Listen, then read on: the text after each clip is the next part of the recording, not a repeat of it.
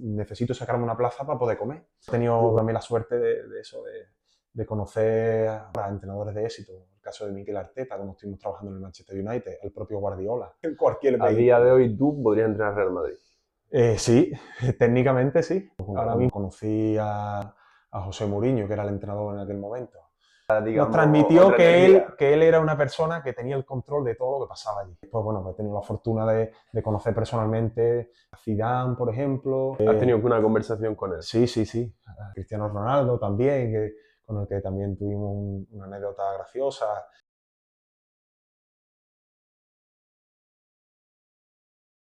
Bienvenidos chicos al tercer episodio de mi canal. Hoy os traigo por aquí a Pablo. Creo que os va a gustar bastante el recorrido que ha tenido, tanto profesional, ha trabajado en diferentes sectores, se dedica a la docencia y nada, Pablo, encantado de tenerte por aquí. ¿Qué pasa, Carlos? El placer es mío. Cuenta un Me da mucha poco. alegría volverte a ver. Bueno, pues eh, nada, un poco lo que tú has comentado. Una persona normal bueno, que conforme ha ido avanzando en la vida, pues ha ido teniendo muchas experiencias, tanto profesionales como personales, como bien tú has dicho.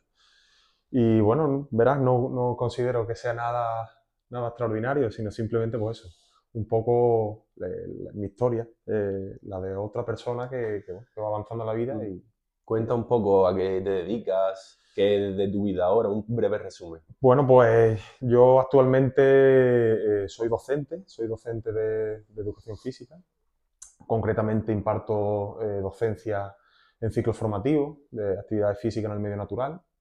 Y bueno, pues además de eso, hasta el momento pues he desarrollado otra serie de actividades, ¿no? En algunos momentos de mi vida de manera profesional y ahora pues bueno, compaginándolo un poco con mi labor docente, como decía. Y en este caso concreto, pues digamos que la labor paralela que he ido desarrollando hasta ahora ha sido la del mundo del fútbol, ¿no? Que es un poco la principal actividad que he desarrollado al margen de mi actividad en la docencia. Y bueno, pues hasta el momento hemos quemado, como te comentaba, muchas etapas. Desde trabajar en el mundo de la preparación física, mucho más vinculado al entrenamiento de fuerza. Esos fueron un poco los primeros pasos que di cuando empecé a trabajar en el mundo del fútbol. Temas de redactación de lesiones y demás, que ahora después, si quieres, te cuento Sí, con más entraremos. detalle. Y después, bueno, así para que nos hagamos composición de lugar, pues las circunstancias, ¿no? Y las inquietudes que uno va teniendo conforme va avanzando en la vida, pues me ha ido llevando a acercarme mucho más a lo que es el juego, a lo que es el fútbol en sí mismo, no tanto vinculado con la parte más, digamos, más cercana a la preparación física. Y es por eso por lo que actualmente pues bueno, soy entrenador, entrenador UEFA Pro, que es la máxima titulación que se pide hoy en día a nivel europeo. Y bueno, pues con diferentes experiencias, tanto en el ámbito del análisis técnico-táctico como entrenador. Y eso es un poco el resumen de mi vida Muy bien. hasta el momento. Vale, para poner un poco la gente en situación, la empresa, o sea, porque creo haber escuchado que tú tenías una empresa, ¿no? ¿Verdad? Sí, hubo Eh, una etapa en la que, bueno, pues un poco fundamos, el comienzo, cómo empezaste y fundamos, la idea. efectivamente, bueno, mis comienzos fueron, una vez que ya me meto a realizar mis estudios universitarios, pues empiezo a descubrir que el ámbito, a mí el fútbol siempre, el deporte en general siempre me ha apasionado y es por eso por lo que bueno, decidí encauzar un poco mi vida profesional por aquí, ¿no?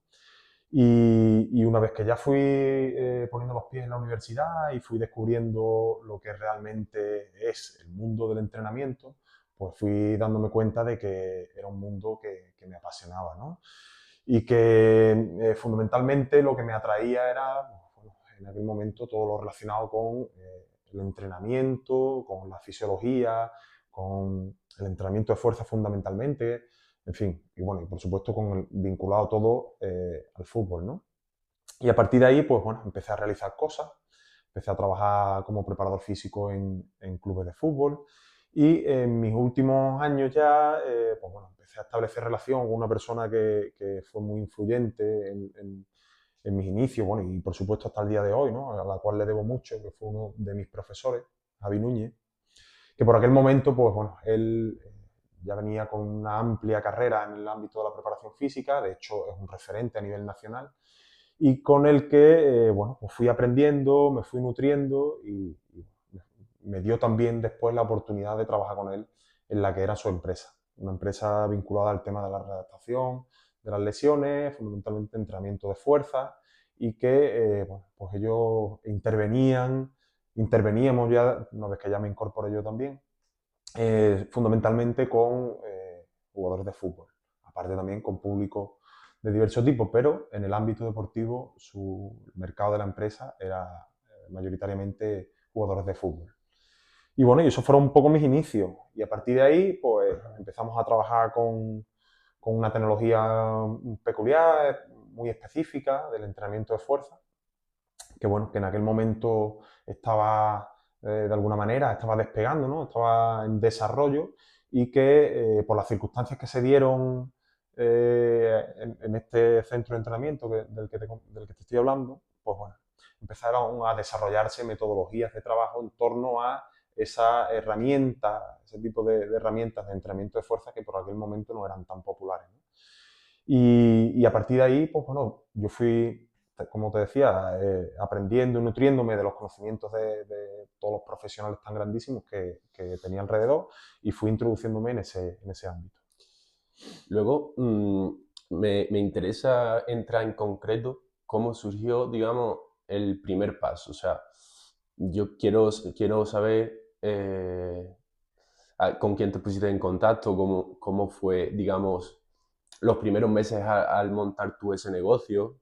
Bueno, el negocio como tal no lo monté yo. O sea, yo llego a una empresa que ya llevaba Vale, muchos años funcionando. mm, O sea, que yo en ese aspecto no fui vale. creador de ese negocio.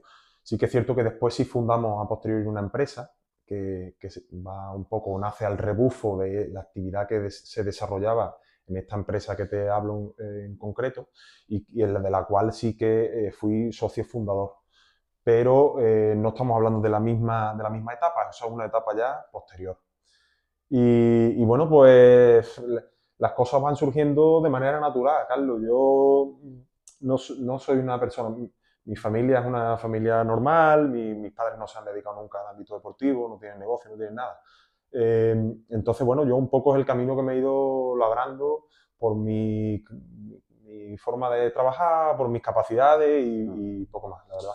Y bueno, evidentemente, pues gracias a las oportunidades que me han ido brindando gente que entiendo que ha visto algo interesante en mí y en un momento determinado y que ha considerado que, bueno, que podría serles de ayuda, como en este caso este profesor, que en primera instancia pues, bueno, me conoce en el ámbito académico y después pues, entiende que puedo resultar una persona interesante para empezar a trabajar con él, ¿no? Y una vez que termino mis estudios, pues ya me incorporo en esta empresa. Y un poco él es quien me abre después muchísimas puertas gracias a que ellos estaban muy bien posicionados en el ámbito futbolístico a nivel nacional, incluso ya te digo, también hasta a nivel internacional, porque ya también estaban haciendo cosas fuera y demás. Y ese es un poco mis inicios. Pero vamos, Después de esa mmm, etapa fue cuando tú montaste tu propio, digamos. efectivamente, sí. Ya después de eso, pues bueno, terminamos o concretamente yo, ¿no? Porque la empresa después continúa. Yo empecé a trabajar de preparador físico, coincidió que me fui al extranjero, me concedieron una de las 7 plazas que había en España para realizar un máster internacional en análisis del rendimiento. Me fui al extranjero, dejé de trabajar con esta empresa que te decía y salí fuera a formarme. Estuve en Inglaterra, estuve en Alemania y estuve en Valencia. Era un máster que se desarrollaba en 3 sedes a nivel europeo. Y bueno, a la vuelta, pues concretamente esta misma persona, este profesor con el que había estado trabajando anteriormente, pues inició un proyecto de trabajo a nivel de análisis del rendimiento, adaptación de lesiones, entrenamiento de fuerza, que eran las 3 grandes pilares en las que nosotros nos movíamos, en el Betis. Y bueno, me incorporé otra vez de nuevo en ese proyecto y estuve trabajando con él ahí. Y una vez que terminamos ahí, pues fue cuando empezamos a dar paso en la creación de esta empresa, porque bueno, vimos un poco que existía la necesidad, ¿no?, de muchos profesionales del ámbito de conocer la metodología de trabajo con la que nosotros estábamos trabajando en aquel momento y de bueno, pues recibir una formación por parte de gente que ya tenían cierto recorrido, ¿no?, en la utilización de esas herramientas, ¿no? Nosotros habíamos generado un poco nuestra metodología de trabajo y vendíamos de alguna manera la formación a los compañeros que tenían interés en formarse, en avanzar en ese ámbito. Y así fue como creamos esa empresa de la que te hablaba. ¿Cuántas personas formabais esa empresa? En unos inicios éramos 3 socios. Vamos, éramos 3 socios y después se fue incorporando gente que estuvo trabajando con nosotros en la empresa. Pero digamos que la sociedad la conformamos 3 personas. ¿Cuál es el equipo o selección? Entiendo que has trabajado con ambos. Sí, bueno, nosotros una vez que ya empezamos a desarrollar la labor con esta empresa, empezamos a trabajar de manera externa con clubes y con selecciones que demandan nuestro servicio. Y han ¿Cómo cuáles? sido muchos equipos, desde, te digo, por ejemplo, el Manchester City fue uno de nuestros buenos clientes con el que hicimos varias intervenciones, el Athletic Club de Bilbao. Trabajamos también, bueno, pues con futbolistas del Cádiz, trabajamos con, no sé, ahora mismo selección de Noruega, por ejemplo, estuvimos en Oslo en el preparatorio de la Eurocopa de Francia también realizando valoraciones y formando a sus técnicos, Manchester United también, en fin, un abanico amplio. Después también tuvimos la suerte de intervenir en un proyecto de investigación del gobierno de Qatar, en el que bueno, trabajamos también con un montón de clubes, Rayo Vallecano, Córdoba, Granada, Fútbol Club Barcelona, en fin, Muchísimo. Girona, tuvimos muchos clientes. Vale. En aquel momento. Luego, vosotros, digamos, os encargáis de alguna manera de formar a los jugadores o a sus técnicos. Nosotros fundamentalmente formábamos a los técnicos. Vale, vale, vale. En la metodología de trabajo. Pero bueno, prestábamos muchos servicios dentro de lo que era la empresa, ¿no? Desde la valoración funcional de los jugadores. Nosotros nos contrataban el servicio de valoración de manera externa. Íbamos con nuestras máquinas, nosotros valorábamos, realizábamos, digamos, el testeo de los jugadores en la dirección en la que nos contrataba el club, que fuera desde el ámbito neuromuscular, teníamos también pues, bueno, valoraciones de fuerza, de fuerza a nivel dinámico me refiero, muchos tipos de valoraciones, temas bueno, test de campo, tenemos diversos productos, digamos. ¿Cuál era, digamos, el que más os pedían? Fundamentalmente nosotros, el producto que más éxito tuvo era el de la formación. Los Vale. técnicos querían conocer cómo se trabajaba con ciertas herramientas y nosotros pues, elaboramos programas formativos para enseñarles a utilizar esas herramientas. En algunos casos después los clubes adquirían las herramientas a posteriori o ya habían adquirido la herramienta y ahora querían formar a sus trabajadores o simplemente se formaban, conocían la metodología de trabajo y después a posteriori pues, bueno, contrataban el servicio nuestro, íbamos, interveníamos, dejábamos los reports, los informes, las prescripciones, digamos, que se realizaban de entrenamiento a partir de esos test que realizábamos y después el club pues, trabajaba ya de manera autónoma. Un poco ese era el abanico de servicios que nosotros realizábamos. ¿Qué curiosidades te llamaron la atención de ciertos clubes que no sabías? ¿O hay algunas que tengas en la cabeza, curiosidades que hacían los jugadores? O porque entiendo que tratabais, a lo mejor no directamente, pero sí con jugadores, los veíais y demás, ¿no? Sí, sí, claro, interveníamos con los propios futbolistas, además de con los profesionales, como te decía, con los componentes del cuerpo técnico, los cuerpos médicos, en fin, dependía un poco del club, ¿no? No, curiosidades miles, Carlos. Cada club es un mundo. Y dependiendo de la cultura que respalda cada uno de los clubes, pues así funcionaban los clubes, ¿no? Por ejemplo, el Athletic Club de Bilbao, que tiene una cultura y un contexto que lo define y que lo caracteriza de manera tan potente, pues bueno, allí, por ejemplo, pues, se sentía que había un pozo importante a nivel cultural. Ellos eran uno de los elementos importantes, ¿no? de la cultura vasca, y como tal pues se reflejaba en el día a día del club. Allí pues, bueno, se percibía que era un club muy familiar, que las tradiciones estaban muy arraigadas en la forma de trabajo. Era un club muy metódico, muy profesional, creo que también muy, muy característico, ¿no? de la cultura vasca, ¿no? Son gente muy seria, muy...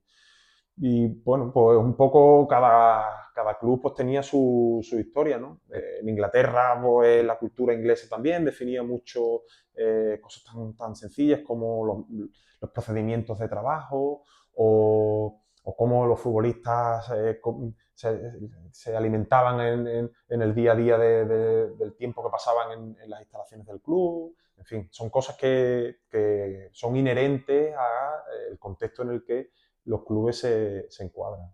¿Estabas al tanto un poco de las rutinas digamos, de cada club que entrenabais? ¿Te refieres a la dinámica, ¿no? que Sí, seguían diaria. diariamente? Bueno, nosotros, por las experiencias que compartíamos con los técnicos, sí, estábamos un poco en la obligación de conocer cómo trabajan ellos, de forma que intentábamos adecuarnos a las circunstancias bueno, a la forma de hacer que tenían ellos en el día a día, que nosotros no fuéramos elementos extraños que fueran allí a molestar, por decirlo de alguna forma, ¿no?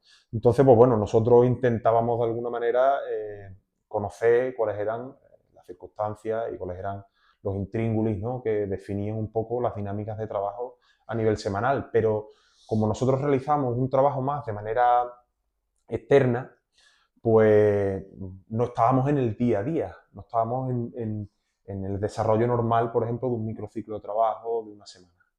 Por ponerlo, nosotros realizábamos trabajo puntualmente a lo largo de la semana, de la temporada, y como no puede ser de otra forma, pues estábamos un poco obligados a entender y comprender cómo funcionaba el club para nosotros integrarnos dentro del club de la manera menos molesta posible. Vosotros al viajar a algún país extranjero, ¿cuál era la forma de vida que teníais en ese periodo que estabais trabajando con ese club? Pues bueno, nosotros íbamos, nos hospedábamos por ejemplo, te hablo del caso del tiempo que estuvimos en Oslo, ¿no? Con la selección de Noruega. Concretamente nos hospedábamos allí en el Estadio Nacional. Ellos entrenaban en el Estadio Nacional, que es el estadio, digamos, referencia, ¿no? Como el Wembley de la selección noruega, el Ullevål Stadium, que se llama. Y en uno de los hoteles que estaban allí, concretamente dentro de lo que es el propio estadio, pues bueno, nosotros nos hospedábamos allí. Íbamos, realizábamos las intervenciones, bien fuera allí mismo en el propio estadio, o en este caso en concreto, recuerdo que íbamos a Lillestrøm, que es una ciudad que está próxima a Oslo, donde ellos se concentraban y tenían los campos de entrenamiento también y demás, y realizábamos las intervenciones y, bueno, pues lo normal, o sea, No, quiero decir, nada. os quedabais en buenos hoteles y demás. Sí, bueno, cosas normales, Vale, normales, Carlos, o sea, sin lujo y sin historia, simplemente, pues bueno, vale. iba, dormía, realizaba el trabajo y poco más. No. Estaba bien pagado. Bueno, pues eran trabajos que por el componente científico y por el valor añadido que tenía toda la experiencia que nosotros poníamos la experiencia que nosotros habíamos desarrollado durante tantos años de trabajo, y que también el valor añadido que te comentaba de que tuviera un componente científico por detrás, pues evidentemente era un trabajo de un nivel al que no podía llegar un club de pueblo o un club con un potencial económico bajo. Es evidente, era un trabajo para un club de élite. Entonces, bueno, pues las cantidades eran cantidades elevadas para, como te digo, esos niveles. Pero bueno, nada que no pudiera asumir un club, por ejemplo, como el Real Madrid o como el Athletic Club de Bilbao, que, como te decía, pues, bueno, habían sido clientes nuestros. No, el fútbol muchas veces desde la perspectiva del aficionado, ¿no? Desde fuera, parece que allí todo el mundo que pone los pies en el fútbol se hace de oro, se hace multimillonario, nada más lejos de la realidad. Son trabajos que, bueno, que según también el nivel en el que te mueves, los niveles de responsabilidad que asumas dentro de los clubes, pues tienes unos sueldos u otros. Pero yo siempre me gusta mucho un poco desmitificar eso, ¿no? O en el plano de los técnicos, que es donde nosotros nos encuadrábamos, pues tampoco eran unas cantidades increíbles, eran cosas normales para nosotros como trabajadores. ¿Y cómo es que, digamos, un empresario aparentemente exitoso en el mundo del fútbol se adentrará más en la docencia? ¿Cómo diste el paso? Carlos, yo empresario no me considero. Bueno, a pesar de haber tenido una experiencia como una en el mundo de la empresa, honestamente yo no me considero un empresario. Vamos, de hecho, mi actividad en la empresa un poco se acaba allí una vez que termina aquel proyecto. Tenías un proyecto, estaba, digamos... Sí, bueno, era un proyecto que bueno, por circunstancias pues, bueno, no continuó adelante, pero que tenía unas expectativas, yo considero, muy buenas de seguir ampliando nuestra capacidad de llegar a más clubes, a clubes más potentes, de incluso podernos vincular de manera a tiempo completo, ¿no? con clubes que contratan nuestros servicios. Yo considero que era una idea que tenía mucho recorrido en el ámbito del deporte de élite y del fútbol profesional. Pero yo como tal, sinceramente, no me considero empresario. Era una empresa, ¿no? Sí, al final, claro, sí, era una empresa. A ver, es un poco para... Vale, sí, entiendo desde un punto de vista, pero al final un poco para dirigirme un poco a lo que... Yo, Carlos, me considero una persona que intenta transmitir lo poco que sabe. Y eso implica mi actividad como docente, que es la que ahora mismo, pues bueno, me da de comer a tiempo completo, y mi actividad como técnico, en este caso como entrenador, que es a lo que ahora mismo más me vincula al mundo del fútbol. Pero soy eso, una persona que intenta ayudar a otras personas, ni más ni menos. Quiero saber cómo fue ese cambio. Porque estando en el mundo del fútbol ahora te fuiste a... Pues fue una cuestión circunstancial, Carlos. Como te decía antes, a mí la vida me ha ido llevando a los sitios casi... no me gustaría decir por casualidad, pero yo he ido un poco surfeando las olas que me han ido apareciendo, ¿no? Y sí que es cierto que yo siempre he tenido y tengo, ¿no? Esa perspectiva, ¿no? De poder hacer de mi pasión mi actividad profesional, que es el mundo del fútbol. Que, bueno, no descarto en algún momento poder dedicarme a tiempo completo a ello. De hecho, estoy trabajando en esa dirección. Pero bueno, pues he ido un poco fluctuando con las circunstancias que la vida me ha ido poniendo delante. Y se dio la circunstancia de que bueno, pues me pasé a la actividad docente un poco casi por casualidad. Porque hubo un momento que se abrió una bolsa para poder incorporarme a la actividad docente y por tener una bala en la recámara un poco en aquel momento, pues decidí echar la solicitud de esa bolsa. Con la casualidad de que se acabó el proyecto que nosotros teníamos en el Betis, yo me quedé parado ese verano y buscando, me salieron cosas, pero no me terminaban de convencer, cosas en el extranjero y tal, y se dio la circunstancia de que me llamaron para trabajar de profe.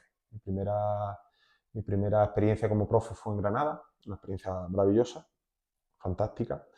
Y bueno, pues ya empecé a trabajar como profesor y después ya el resto de las actividades pues las fui un poco compaginando, pero ya de una manera, como te digo, menos... no estaba al tiempo completo como estaba en el fútbol. Luego entiendo que, porque has opositado, digamos, para hacer, digamos... He opositado 2 veces, sí. Oposité en el 16 la primera vez y bueno, las circunstancias yo creo que no era el año idóneo, ¿no? No digo que fue un fracaso, porque me sirvió para sentar las bases después de la siguiente oposición, en la que ya conseguí sacarme mi plaza de funcionario, pero bueno, no conseguí aprobar nada, ninguna de las partes del examen. Bueno, yo muchas veces creo que un poco aquel fracaso, ¿no? Porque bueno, no considero que fuera un fracaso en el momento en el que me sirvió para Mm. acumular mucha experiencia que después me sirvió para sacarme la plaza 2 años después, ¿no?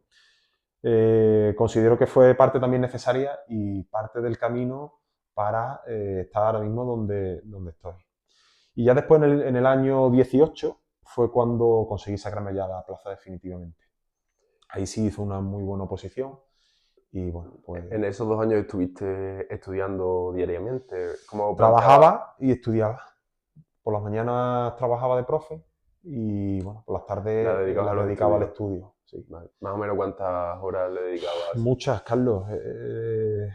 A una oposición hay que dedicarle muchas horas. Yo hice mucho sacrificio en pos de poderme sacar una plaza. Tal punto de te hablo. Yo recuerdo, por ejemplo, días que me levantaba a las 6, a las 5 y pico de la mañana, echaba unas horitas de estudio antes de irme a trabajar, trabajaba, volvía a casa, comía, me echaba una breve siesta porque Mm. el cuerpo necesitaba desconectar y descansar, y a partir de ahí, no sé, de 4 a 8 y media de la tarde, las pasaba estudiando en una mesa, en una silla, además una habitación muy espartana, sin muchas distracciones. Mucho sacrificio. Sí, sí, una oposición tiene un Mm. componente grande de sacrificio y de no perder la perspectiva nunca, Carlos, y no tirar la toalla. Porque si yo, por ejemplo, en el año 16, que como te decía, no aprobé ninguna parte y le eché muchas horas Me de imagino que estudio y de hubo preparación, tiempos de bajones claro, emocionales y historias. muchísimo. Ahí te entran muchas veces ganas de tirar la toalla y decir, ¿qué necesidad tengo yo de pasar por aquí? Ya estoy trabajando, no era una situación vital, ¿no? De decir, joder, es que necesito sacarme una plaza para poder comer. Yo por aquel momento ya trabajaba como profesor interino, tenía pues, mi sueldo como profesor, mis necesidades cubiertas, pero sin embargo, pues bueno, sabía que aquello me iba a permitir una calidad de vida mayor. Y sí, pues hay muchos momentos de que te entran ganas de tumbar el escritorio y no continuar. Pero ahí un poco también está la clave, yo creo, del éxito de cualquier opositor, que es no tirar la toalla. Es decir, cuando te vienen esos momentos malos, masticarlos, saber que forman parte del proceso y Creo que que en cualquier disciplina pasa eso. en cualquier disciplina, Carlos. Mm. Yo creo que la capacidad de sacrificio y la constancia y la tenacidad son vitales para moverte en la excelencia. Y una oposición, un club de fútbol, una empresa, cualquier historia en la que uno quiera progresar y cumplir los objetivos que se propone, requieren de eso, de Mm. tenacidad, de constancia, de sacrificio, de disciplina, mucha disciplina. Yo creo que soy una persona muy disciplinada, muy metódica, eh, que eso bueno, pues me ha permitido no tirar la toalla, no rendirme en muchas ocasiones y seguir persiguiendo lo que han sido mis objetivos, mis sueños. Precisamente ahora te iba a preguntar sobre qué consejo le darías a una persona que esté opositando. Ese sería un buen consejo. Aparte de ese... Me ser- asusta el consejo, Carlos, honestamente.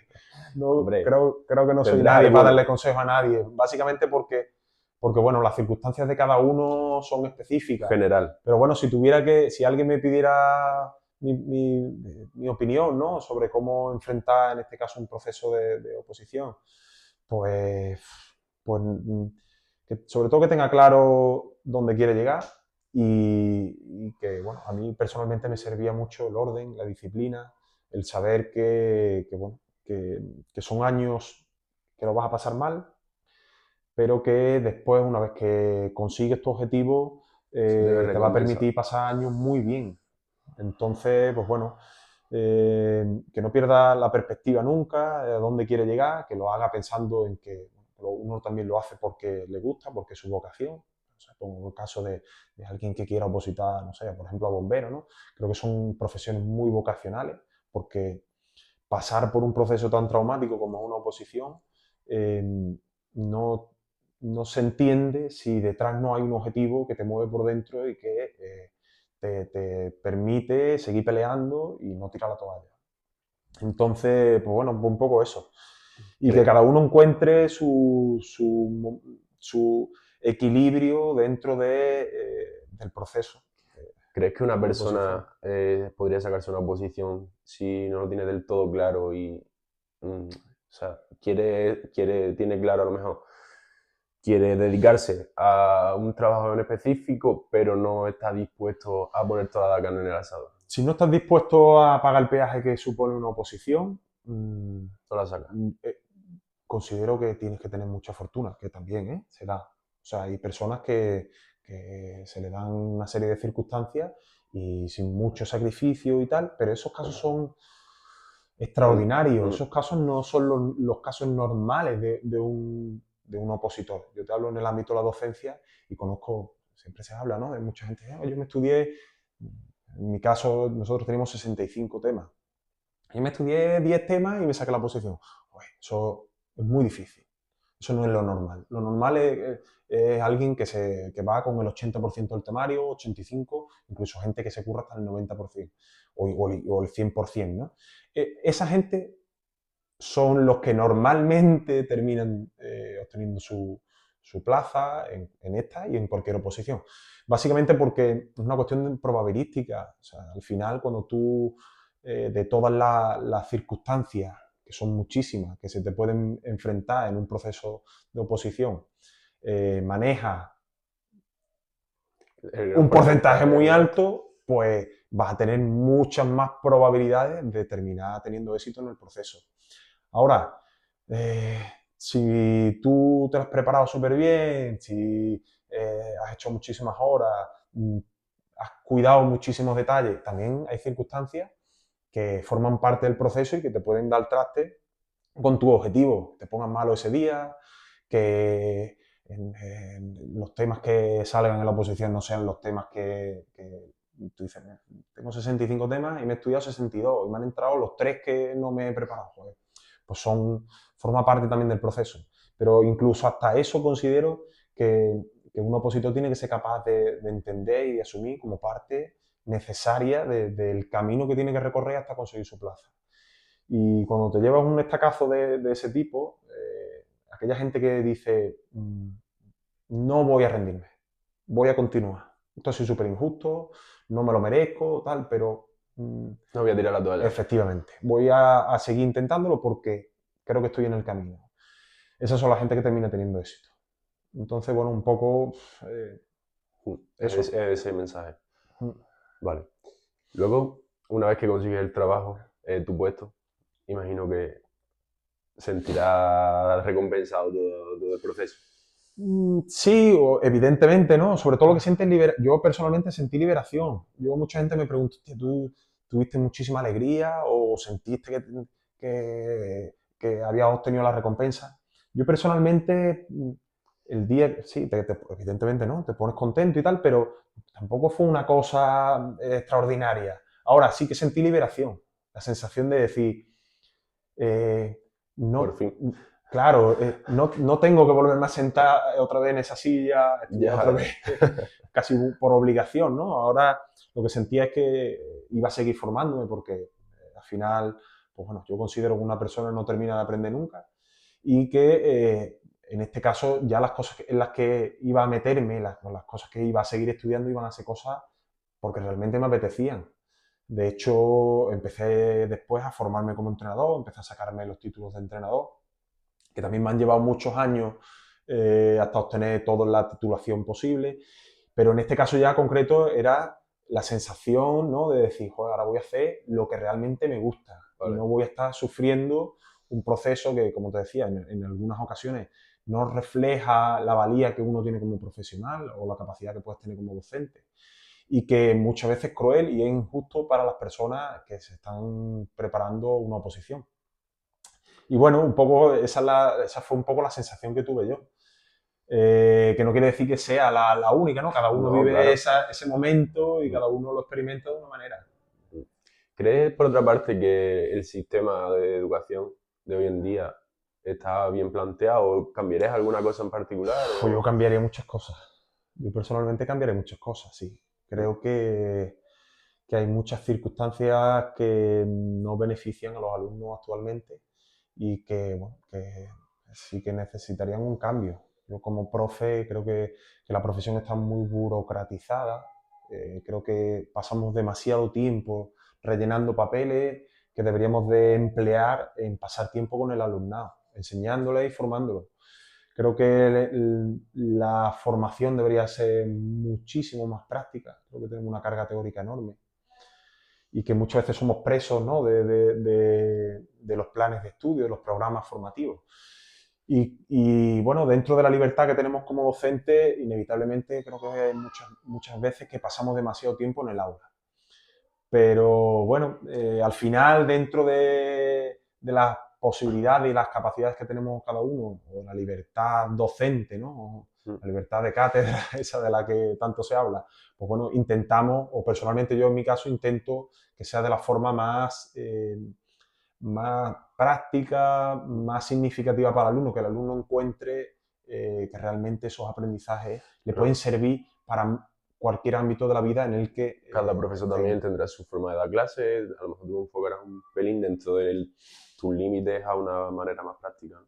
Sí, Que cualquier otro profesor. intento, sobre todo que sea significativo para los alumnos, que los Ya, alumnos digan, joder, pues esto me puede servir, ¿crees? esto me resulta interesante porque, no sé, se me ocurre, porque me gusta o tengo eh, inquietudes en el ámbito, por ejemplo, del mundo de los gimnasios, ¿no? Del entrenamiento de fuerza y tal, y dices, hostia, pues esto me puede servir, esto Que lo se pueda puedo aplicar mañana, extrapolar a otra disciplina, a lo mejor, también, claro, de alguna también, forma general. ¿sí? O simplemente el hecho de tratar de formar a los alumnos como personas, que le podamos brindar las herramientas y las capacidades, las competencias, para que si mañana decide ser, no sé, ingeniero, cocinero, lo que sea, que tenga aprendizajes que pueda extrapolar desde el ámbito, en este caso, de la educación física, el ámbito del deporte, de la actividad física, de la salud, a su desarrollo profesional y personal en cualquier ámbito de la vida. Creo que en este caso el deporte es transversal, que promueve muchos valores que son muy positivos en la formación de las personas a nivel social, a nivel de uno mismo, ¿no? Y después, por supuesto, también que son extrapolables a cualquier desarrollo profesional, ¿no? De hecho, muchas veces hay muchos técnicos, mucha gente del ámbito deportivo que desarrolla sus actividades en el ámbito empresarial, en torno al team building, en torno a la organización y la gestión de grupos de trabajo. Y son actividades probablemente que no tengan absolutamente nada que ver. Actividades, no sé, por ejemplo, de empresas que se dediquen al tema financiero o, no sé, organizaciones bueno, que no tengan ningún tipo de vínculo con el ámbito deportivo o la actividad física. Sí, ¿tú crees que también la docencia se debería educar emocionalmente a las personas, cómo gestionar sus emociones, cómo gestionar su dinero, cómo gestionar ciertas cosas fundamentales en la vida diaria? Eso que por supuesto, que tiene que estar presente. O sea, al final, la docencia, el objetivo es formar personas, ciudadanos que hagan de la sociedad un sitio mejor, que hagan del ámbito en el que vivimos un sitio en el que, bueno, pues que nos respetemos, que la gente sea lo más feliz posible y que todo el mundo, pues bueno, tenga la posibilidad de cumplir con sus objetivos de vida, con sus aspiraciones. Y eso implica, por supuesto, como no puede ser de otra manera, la educación emocional. Yo considero que, que es una parte que se ha olvidado durante muchos años en el ámbito educativo y que poco a poco está empezando a aparecer como enseñanzas que se deben de impartir desde diferentes ámbitos, desde diferentes perspectivas, bien sea desde el punto de vista de la educación física o desde las matemáticas o desde la lengua. Entonces, yo considero que es una parte importante. Nosotros, desde el ámbito deportivo, desde el ámbito de la educación física, pues como no puede ser de otra manera, tiene que estar muy presente. Y creo que el deporte en sí mismo, la actividad física, lleva asociado a la educación emocional, es algo inherente a ese tipo de actividades, como no puede ser de otra forma. Porque mientras que realizamos actividad física, por norma general, interactuamos con muchas personas, tenemos que atenernos a unas normas, a un reglamento, tenemos que colaborar o contribuir a conseguir un objetivo común, en fin, y todo Sí, ese tipo de circunstancias pues llevan implícito una gestión emocional. Hay fracasos, hay aciertos, hay altibajos, hay... eso considero personalmente que eso habría que impartirlo desde un bloque general, por ejemplo, primaria. ¿Por qué? Porque al final es una cuestión de que nosotros vivimos así, vivimos con esos tres pilares o esos tres, cuatro pilares fundamentales en nuestra vida. Hay que aprender a eso. Pienso yo. Ahora, Son evidentemente, competencias vehiculares, son competencias que nos permiten avanzar y desarrollarnos como personas en el tiempo que nos toca hasta aquí en este mundo, claro, evidentemente, ¿no? Y en el caso, por ejemplo, de la educación financiera, pues el dinero, eh, aunque nos guste más o nos guste menos, ¿no? Aunque tengamos más interés en enfocar nuestra vida profesional por ahí, es que el dinero forma parte de nuestras vidas, es una parte importante de nuestras vidas. ya. Entonces, conocer y tener herramientas que nos permitan gestionar nuestra riqueza, generar pues bueno, circunstancias favorables a la hora de construir nuestro patrimonio, o simplemente no meter la pata con circunstancias tan básicas como, no sé, que tengas la capacidad de entender que, cómo, cómo funciona una nómina, o de qué se forma no lo sé, una situación básica como puede ser la gestión del presupuesto de una familia a lo largo de un mes, o cosas tan sencillas, ¿no? O cosas tan básicas y que tenemos tan Sí, que presente como, no. por ejemplo, hecho la declaración de la renta. Sí, son cosas que quizás deberían de estar mucho más presentes en el ámbito educativo. Afortunadamente, como te decía antes, creo que están apareciendo cada vez más porque nos hemos dado cuenta de lo necesarias que son y la importancia que tienen. Imagino que conforme vayamos avanzando, iremos evolucionando hacia tener una educación mucho más competencial y no tanto instrumental, ¿no? No tanto eh, aprender, por ejemplo, no lo sé, analizar frases desde el punto de vista sintáctico, sino a utilizar el idioma como una herramienta que me permita el día de mañana afrontar una entrevista de trabajo y poder obtener un puesto de trabajo, por poner un ejemplo, ¿no? Vamos a pasar ya al tema actual, más reciente, sobre entrenamiento. Tú te dedicas a día de hoy a... Bueno, me parece haber escuchado que estás entrando de entrenador, ¿no? ¿Me Sí, equivoco? ahora en mis últimos años han sido Entrenador. años, efectivamente, he estado Vale. trabajando como entrenador. Eh, Como quiero, entrenador y como analista. vale. Quiero Sí. que expliques un poco tu recorrido hasta día de hoy, qué recorrido has tenido, en qué equipos has estado, dónde Pues bueno, estás ahora. sumando o continuando con esa primera etapa, ¿no? Que estuve más vinculado al mundo de la preparación física y que ya te comenté antes un poco, que habíamos estado de manera externa. Una vez que ya consigo mi plaza como funcionario, pues empiezo a formarme como entrenador. Y empecé a obtener los títulos. Concretamente en España, bueno, a nivel europeo tenemos tres niveles, son nivel 1, nivel 2, nivel 3. Ahora ya dentro de lo que es el marco UEFA, que es el marco europeo, UEFA C, UEFA B, UEFA A. Y después está, digamos, la última titulación, que no es un curso como tal, sino es una licencia, que es la licencia UEFA Pro, que es la que te habilita a poder entrenar a cualquier club dentro del ámbito UEFA, en cualquier división. Primera división española, primera división italiana o incluso selecciones nacionales, etcétera. Esa es, digamos, el carnet de conducir máximo, ¿no? Que te Vale. permite coger cualquier A día de vehículo. hoy tú podrías entrenar Real Madrid. Sí, técnicamente sí. Vale. Ahora mismo la titulación que tengo, que es la licencia UEFA Pro, yo conseguí el título de entrenador profesional, que es la máxima titulación que tenemos, que pide la Federación Española, y después conseguí convalidar mi título y obtener la licencia UEFA Pro. Que ahí hay mucha confusión, mucha gente piensa que una vez que obtiene el nivel profesional de la Federación Española, automáticamente tiene el UEFA Pro, y no es tan así, sino que tú después te tienes que habilitar y es la propia UEFA la que te concede la titulación europea, digamos, ¿no? Y bueno, yo me encuentro en esa, conseguí convalidar mi título y actualmente pues, bueno, pues soy entrenador UEFA Pro. Podría entrenar al Madrid, aunque eso es un objetivo que se antoja muy A lejos, muchos pero bueno. entrenadores. Eh, ¿Consideras de que tu estilo de juego, aunque no lo hemos dicho, pero ahora me gustaría más o menos que explicaras un poco en qué consiste, si se puede saber, y a qué entrenador, digamos, se asemeja tu estilo de juego? Bueno, yo, como no puede ser de otra forma, tengo mis filias y mis fobias, ¿no? Yo me siento a ver fútbol y hay algunos equipos que me llenan mucho más y otros equipos que me llenan mucho menos. Yo por mi forma de ser y por un poco la trayectoria y la experiencia que he acumulado hasta el momento, yo me considero que soy un entrenador al que le gusta el fútbol de iniciativa, ¿no? Un fútbol proactivo. Más ofensivo. Sí, me gusta llevar la iniciativa, me gusta que mis equipos sean valientes.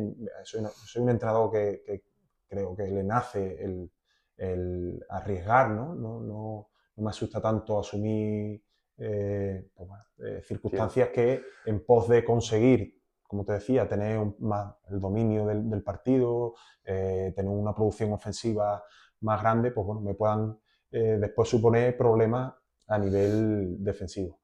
Pero después soy un entrenador que entiendo que hay que adecuarse a los contextos en los que uno trabaja. Y no siempre puede uno llevar sus ideas hasta último término. De hecho, considero que no es positivo. hay que amoldarse un poco a las circunstancias. Efectivamente, creo que hay que ser capaz, no nos podemos desprender de lo que nos gusta o de lo que no nos gusta, de lo que nos define a nosotros como personas, porque eso va implícito en el carácter de cada uno. Yo soy un entrenador valiente, no voy a dejar de ser un entrenador valiente porque me encuentro en un grupo de jugadores que no sean o que no se manifiesten tan valientes como a mí me gustaría, ¿no? Pero sí que es cierto que, bueno, que hay que ser lo suficientemente inteligente. Sobre todo no hay que poner en un aprieto al futbolista desde el punto de vista de obligarle a hacer cosas que no siente. Entonces, bueno, pues intento un poco extraer el máximo de las circunstancias y de las características que tiene la plantilla con la que tenga que trabajar. Y bueno, un poco esa es mi forma de entender el fútbol. Luego, ¿crees que lo que te he dicho, de a qué entrenador más o menos eh, te asemejas a la hora de jugar un partido? A mí personalmente hay muchos entrenadores que creo que me han influenciado, desde entrenadores con los que he trabajado en los niveles en los que he trabajado, a entrenadores que veo por la tele y bueno, que están en el primer nivel, ¿no? Y si tuviera que poner ejemplos, pues, por ejemplo, Roberto De Cervi es un entrenador que a mí me inspira muchísimo, creo que es un entrenador súper valiente, es un entrenador que a lo mejor no es tan proactivo, pero que genera un fútbol que a mí personalmente me enamora, ¿no? ¿En qué, Eh, para las personas que no sepan quién en qué club juega, De eh, Cervi, ahora de última, es el bueno, entrenador entrena, del perdón. Olympique de Marsella, pero entrenó en el Sassuolo en Italia, en el Shakhtar Donetsk, ha estado en el Brighton en Inglaterra, ha pasado por muchos países y en casi todos los países ha tenido la capacidad de transmitir un poco Su su idea. idea, ¿no?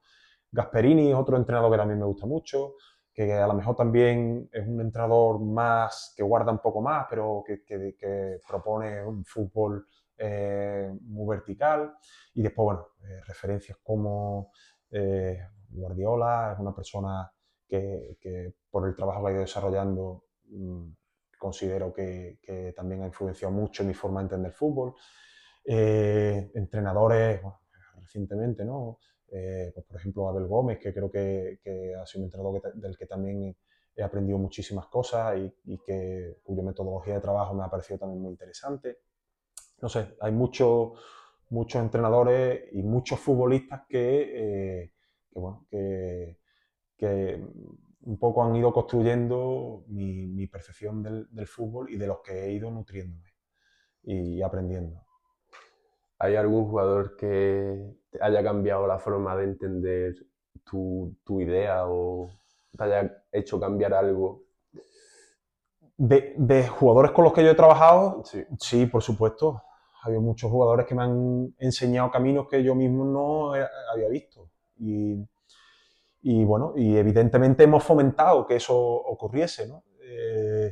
Yo considero que el entrenamiento un poco tiene que ser eso, que tiene que permitir o tiene que dar las circunstancias, ¿no? Contextuales para que el futbolista explore y encuentre soluciones a los problemas que nosotros le planteamos. Y no soluciones enlatadas, que son las soluciones que nosotros pudiéramos traer preparada desde casa y que nosotros desde nuestra experiencia y desde como nosotros entendemos que debería de ser el fútbol, podríamos proponer al futbolista. Pero el futbolista al final cuando está compitiendo está improvisando, está actuando por impulso, tira mucho de su capacidad de crear, de su creatividad, ¿no?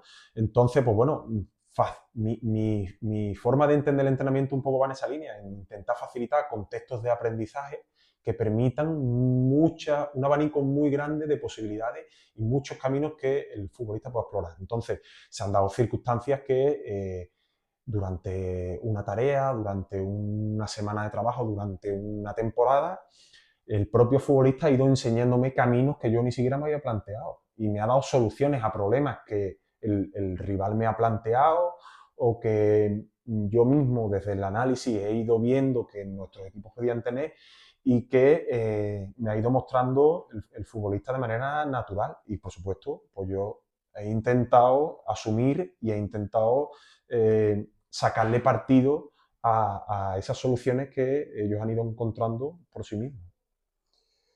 Si me pide nombres concretos, no lo sé. Yo creo que todos los futbolistas con los que he trabajado han influenciado mucho el resultado, ¿no? de las cosas que hemos venido haciendo durante todo este tiempo. Todos tienen una relevancia dentro de... No sabría decirte un nombre en concreto, pero sí, ha habido muchos futbolistas que han influido en mi forma de entender esto. A día de hoy, ¿en qué punto te encuentras en el tema de entrenamiento? Pues justamente al día de hoy, el fútbol muchas veces, ¿no? El fútbol, la mayoría de las veces tú no dejas al fútbol, el fútbol te deja a ti, ¿no? Y en este caso en concreto, pues bueno, las circunstancias han dado lugar a que ahora mismo no esté entrenando. Estoy buscando nuevos proyectos, nuevas oportunidades. El verano, pues bueno, salí del último proyecto en el que estuve trabajando, en el que estuve colaborando, que fue con el Recreativo de Huelva como analista. Y bueno, pues la forma en la que se sucedieron las cosas, cuando quise salir ya al mercado, cuando terminé con ello y quise salir al mercado, pues bueno, ya era muy tarde. Y las opciones que tuve encima de la mesa, pues no se dieron, porque no consideraron que fuera la persona que tenía que asumir el proyecto o simplemente pues, bueno, porque a mí tampoco me parecieron interesantes, ¿no? Y bueno, pues ahora mismo me encuentro buscando nuevas oportunidades, buscando nuevos proyectos. Han surgido cosas que, bueno, que por las circunstancias no se han dado y bueno, pues no tiro la toalla. Sí que es cierto que ya en el momento de la temporada en que nos encontramos va a ser muy difícil que me surja algo. Pero bueno, entre tanto, pues aprovecho para seguir viendo mucho fútbol, para seguir conociendo muchos jugadores. Trato de estar en contacto con compañeros, con los que... Es lo que normalmente solemos hacer los entrenadores cuando no estamos trabajando. Estoy aprovechando también ahora la circunstancia para renovar mi licencia UEFA Pro, que también requiere de una renovación cada 3 años.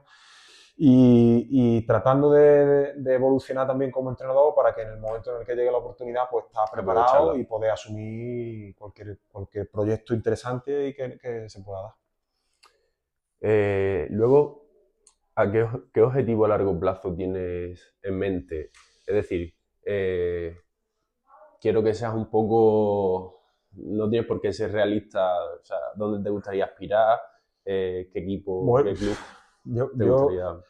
yo soy me considero un soñador, Carlos. Yo tengo sueños muy potentes, muy grandes, En realidad muy, son cómo se consigue, que si sueña grande, al final, sí, yo qué sé, sí, tienes que bueno, luchar por verás, ello. también soy una persona que suelo tener o me gusta tener los pies en el suelo, no pierdo la perspectiva, De obviamente, ¿no? Y claro, sé que hay sí, cosas que son imposibles o que son muy difíciles.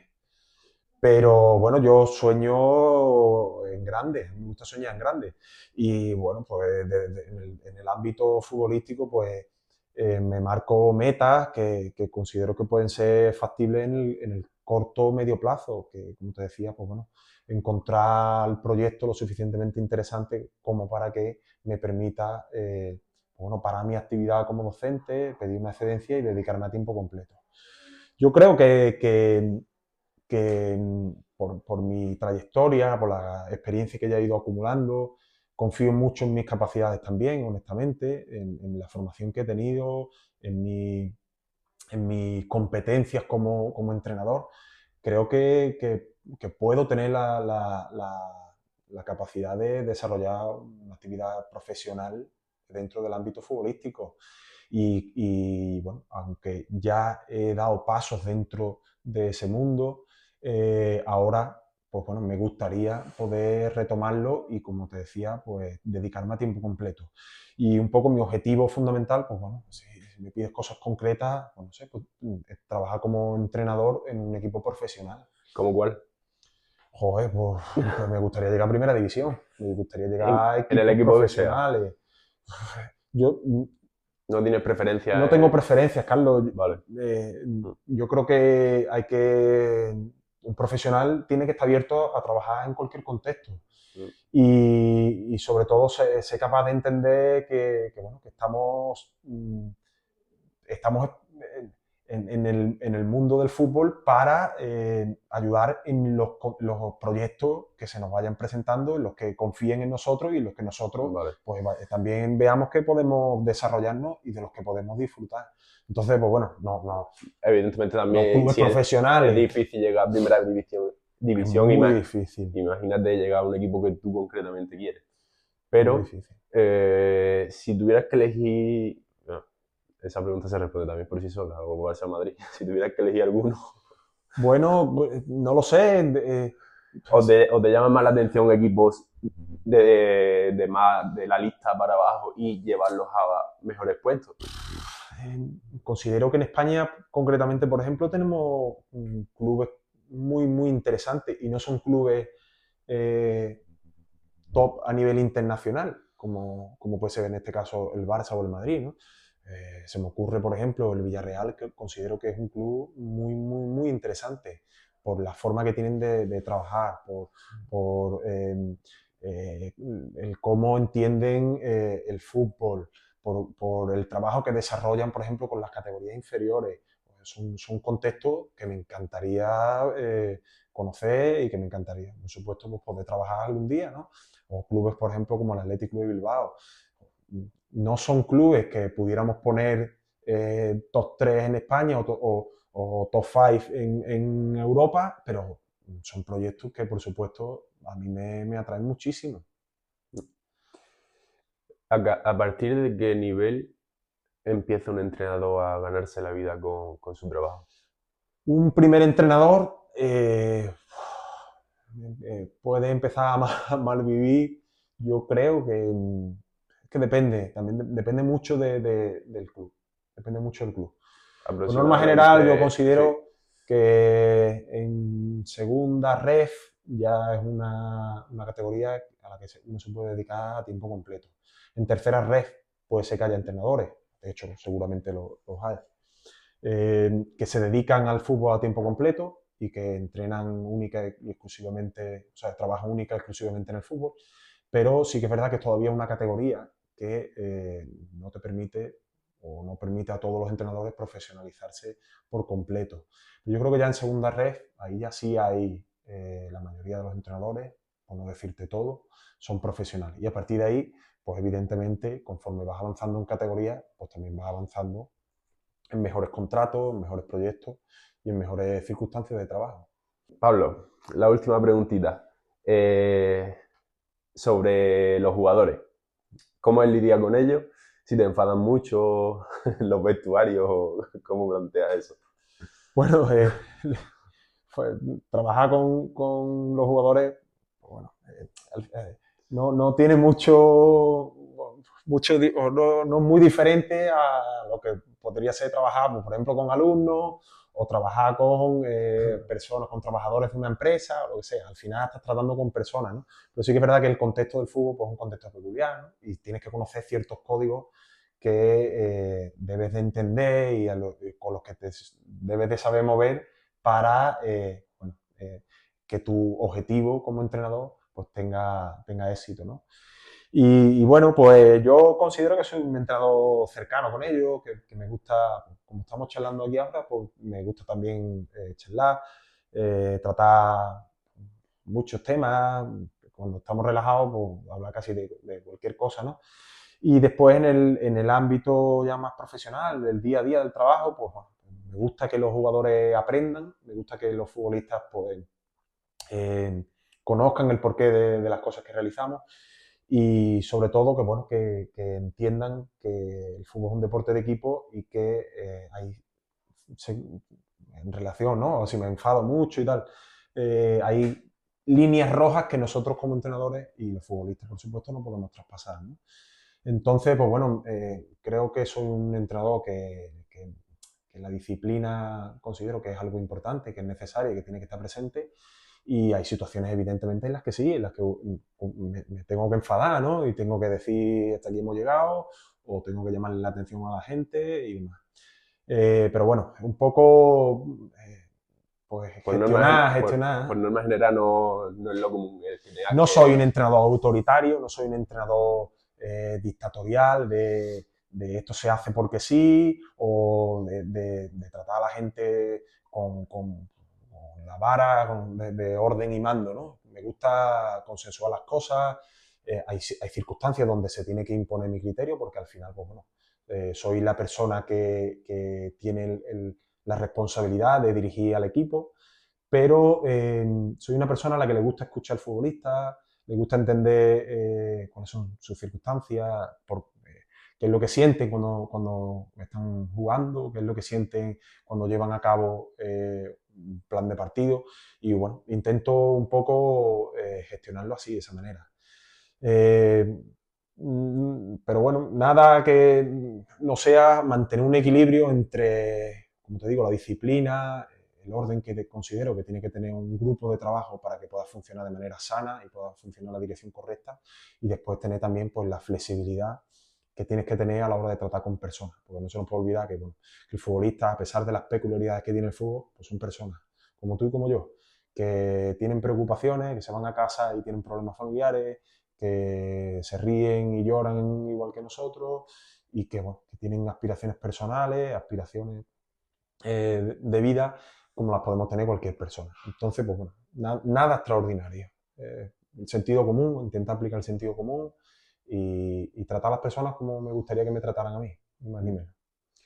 También es importante un buen ambiente en vestuario, ¿no? Porque imagino que cuando consigues ese buen ambiente, ¿cómo de importante es a la hora también de trasladarlo al fútbol? Porque imagino que si hay roces y historias en el vestuario, el equipo no juega igual, entiendo, ¿no? O, Te contesto con una pregunta. A ti, en tu ámbito de trabajo, si tuvieras que trabajar con personas, ¿cómo te gustaría que fuera el ambiente? ¿Tú crees que vas a rendir más como profesional de lo que sea que lo que haga? Pues pienso a lo mejor, no sé, en un mecánico. mm, ¿Va a rendir igual un mecánico si el ambiente de trabajo que tiene es malo, es es bueno hostil. y le fomenta que vaya al trabajo con alegría, con felicidad, que disfrute lo que está haciendo? Pues es exactamente lo mismo. Vale. Que tengamos un buen ambiente dentro del vestuario es crucial, y nosotros como entrenadores tenemos que velar porque eso ocurra en la medida de nuestras posibilidades, ¿no? Y es por eso lo que, bueno, pues intentamos cuando firmamos un futbolista, cuando decidimos conformar un grupo de trabajo, pues intentamos, si tenemos la posibilidad, de valorar también, además de sus capacidades futbolísticas, pues las capacidades humanas. Y yo personalmente creo mucho en eso. Creo que las buenas personas suelen tener éxito en las cosas que hacen, porque suman, porque contribuyen al objetivo, en este caso un objetivo que no se consigue si no es colaborando, un objetivo compartido de muchas personas. Y en el fútbol, pues, tener un vestuario sano, un vestuario que trabaje con alegría, que sea capaz también de decirse las cosas cuando hay que decírselas, y de parar los pies a aquellos que, bueno, que puedan saltarse, ¿no? Esas líneas rojas de las que hablábamos antes. Lo que viene siendo una relación Sí. de personas sanas. Y bueno, un poco eso. Pablo, ¿y alguna anécdota que consideres que debamos de decir ahora, que consideres interesante, que hayas Que me hayan vivido? ocurrido a mí en mi trayectoria. Bueno, tengo muchas anécdotas. Algunas más, ahora todas, la mayoría graciosas, ahora te ríes, ¿no? Con el tiempo. En aquel momento, pues bueno, se me ocurre una. Yo cuando estaba trabajando en el Betis, tenía el pelo así largo y tal. Y por aquel momento había un futbolista que recién salió de la cantera, un futbolista con mucha calidad, que rompió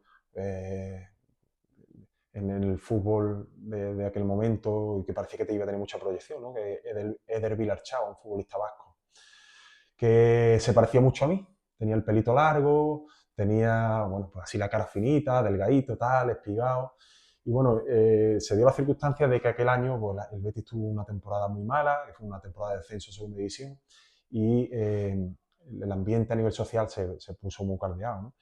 Y recuerdo un día que salí yo de trabajar en la ciudad deportiva y en la puerta, la ciudad deportiva tiene un cerramiento, ¿no? Un portalón grande, y salía con el coche y estaba la gente esperando a que salieran los futbolistas. Y me confundieron con este futbolista. Y bueno, pues me increparon, eh, me abrieron la puerta del coche, intentaron sacarme del coche. Fue una situación muy tensa que ahora todo lo pasado, pues bueno, la recuerdo con cariño y demás. Y después, pues no sé, pues, anécdotas hemos tenido muchas. Te hablo, por ejemplo, cuando cuando estuvimos trabajando con el Manchester United, ¿no? Y conocimos a José Mourinho, que era el entrenador en aquel momento. Pues el hombre, nosotros se dio la circunstancia que estábamos comiendo en el comedor y bueno, él apareció por allí y nos saludó en español. Él, me impactó mucho porque, bueno, Mourinho es una persona que transmite una energía así Seria, ¿no? seria, impactante y tal, y la verdad es que nos sorprendió que nos saludara en español porque eso daba o O nos, transmitía, nos digamos, transmitió otra energía. que él era una persona que tenía el control de todo lo que pasaba allí. Incluso hasta de que en aquel momento había un grupo de trabajo que venía de fuera de España y tal, y él, sin preguntarnos a nosotros directamente, porque no nos habíamos conocido hasta ese preciso instante, pero Ya él lo ya sabía. había hecho el trabajo previo, y eso pues te da una imagen de lo que es José Mourinho, ¿no? Eh, no sé, y después, bueno, pues he tenido la fortuna de conocer personalmente a Zidane, por ejemplo. ¿Has tenido Eh, alguna conversación con él? sí, sí, sí. Bueno, a Cristiano Ronaldo también, con el que también tuvimos una anécdota graciosa. Estaba allí entrenando y tal, y bueno, trabajamos también con el Sporting de Portugal y después fue amigo mío, ¿no? Carlos Bruno, que era la persona que se encargaba de gestionar toda la preparación física del Sporting de Portugal. Había sido su preparador físico en el Sporting cuando él sale de allí. Y bueno, pues hablamos de Carlos, y él se quedó muy impresionado de que hubiera una persona que conociera a una persona de sus inicios, ¿no? De su etapa formativa. Eso fue también muy gracioso, fue una anécdota graciosa. Y después, bueno, pues he tenido también la suerte de eso, de conocer, pues, por ejemplo, ahora a entrenadores de éxito, el caso de Mikel Arteta, cuando estuvimos trabajando en el Manchester United, el propio Guardiola. Eh, bueno, son anécdotas que recuerdo con cariño, ¿no? Y ¿Qué jugador es el que más te ha impactado conocer? que me haya impactado en el aspecto de que me generase mmm, Admiración y te ha sorprendido más. joder, Cristiano Ronaldo, por la magnitud que tenía su figura, pues evidentemente es un futbolista que, bueno, que sí que es verdad que me llama la atención. Pero bueno, como te digo, mantuvimos una charla pues normal, ¿no? Y nos reímos y tal. Y pues, me di cuenta que, bueno, que Es de carne y aparte de hueso. todo lo que le envuelve, pues eso, que era de carne y hueso. Y es verdad que, bueno, que te impacta, ¿no? Pues además un tío enorme, fortísimo, un atleta.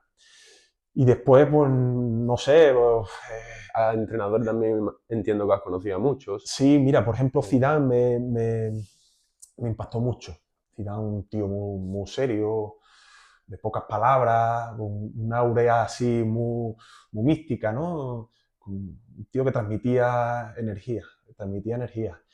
Y bueno, no sé, después he tenido la suerte de compartir con gente bueno, que son gente fantástica, mismamente aquí en el ámbito cercano, ¿no?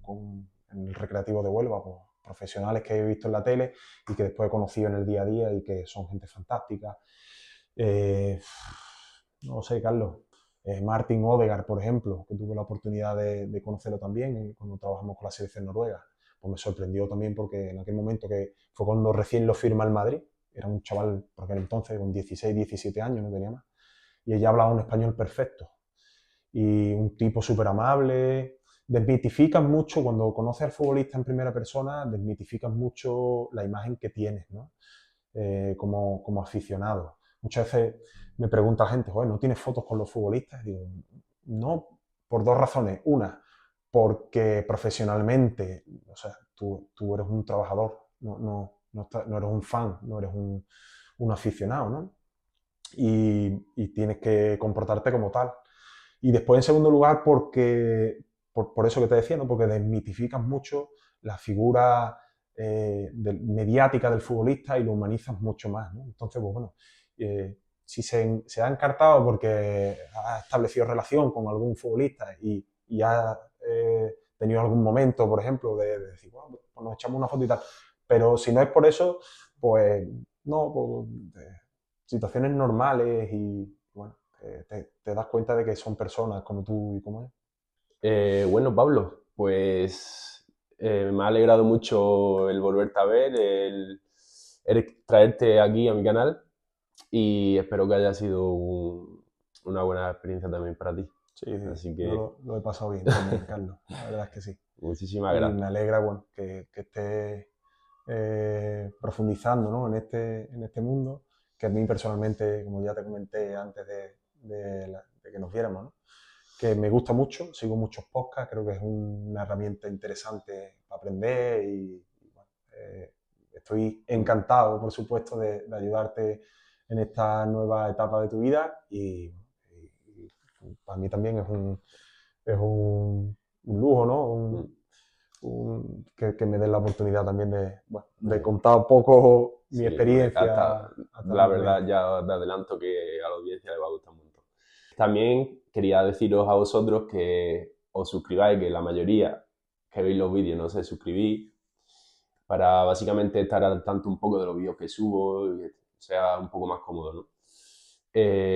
Nada, espero que os haya gustado, que os lo hayáis pasado bien y nada, dejaré, si Pablo tiene algunas redes sociales, si quiere la puedo dejar por descripción Sí, o, ahora y listo, ¿vale? Así que nada, muchas gracias y nos vemos en el próximo episodio.